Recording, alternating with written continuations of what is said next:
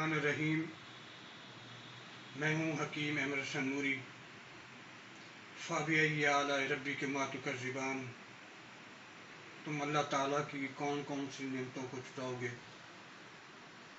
ناظرین، آج ہم آپ کو کلونجی کے بارے میں بتائیں گے۔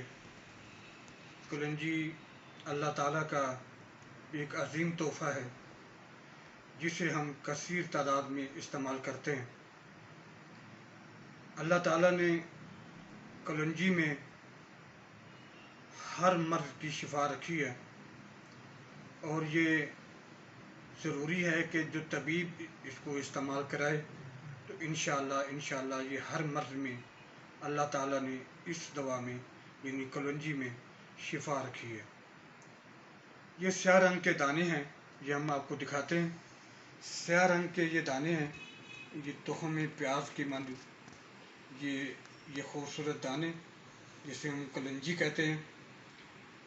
اس کی بو تیز ہوتی ہے اور یہ دماغ، اعصاب، پٹھے، سر درد، ضعف معدہ، ضیق النفس، معدے کے درد، درد شقیقہ، کلنج، جرکان، کرمی شکم یعنی پیٹ کے کیڑوں کے لیے، وجع المفاصل یعنی جوڑوں کے درد کے لیے، کمر کے درد کے لیے، یہ زیادہ تر سرد اور بلغمی مزاج کے جو افراد ہیں یہ ہم ان کو استعمال کراتے ہیں۔